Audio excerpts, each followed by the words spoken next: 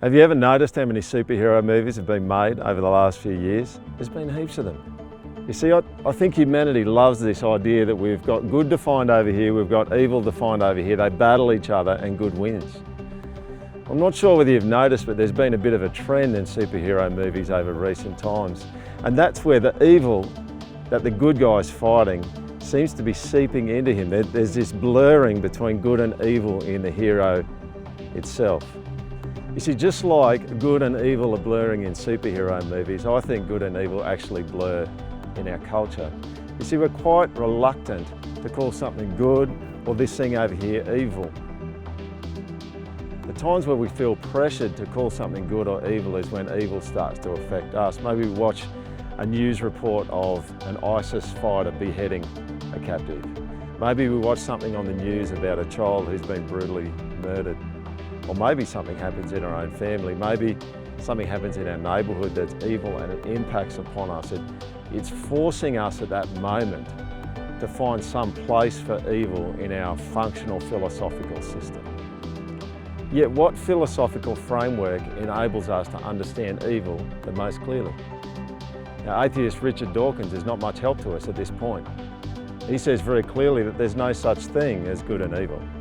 Only good luck and bad luck, only genes and DNA. And what about postmodernism? That's the prevailing functional philosophy of our time and says, you just work out what's true for you and that's okay, I'll work out what's true for me and as long as it doesn't hurt anyone, we'll be okay. But just pause for a minute and think about that. How many things can you do that don't have some kind of effect on other people? There's very, very few. What I want to suggest to you today is that Easter provides the best framework in which for us to understand the true nature of good and the true nature of evil.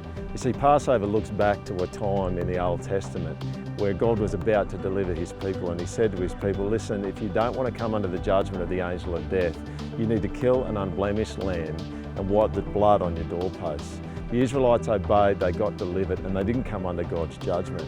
You see, God's judgment comes about because of the evil that humans have introduced. And what we see in the first century, according to the Jewish historian Josephus, is we see in one Passover festival 250,000 animals lose their lives. You see, evil's serious. Evil's not just a mistake, it's not just something accidentally that happens over here. It's something terrible, it's something very, very dark. And something has to die to pay the price for that evil. You see, Jesus was called the Lamb of God by John the Baptist, and it's at the cross that we see a perfect blend of good and evil. You see, Jesus was the Son of God. He is the Son of God. He's come down from heaven in the first century. He took on human flesh and he went to the cross, and on the cross, all of the evil of humanity was poured into his person and God's judgment was poured out upon him. And do you know that evil was so bad that it killed him? Just stop and think about that. Jesus was called the author of life. Evil killed the author of life. Yet we see 3 days later with Jesus, evil doesn't win. He comes back to life. He triumphs over evil and sin. You see, it's the ultimate superhero story. Evil doesn't win. It looked like it beat him, but it doesn't actually win. You see, Jesus is the superhero's superhero. So I want to encourage you this Easter, get along to church somewhere. Get along to church and engage with this good news story that has changed the face of the planet for all time. Jesus has come in human flesh. He's taken on the evil of humanity so that we can be free, we can know him, and we can be part of his family.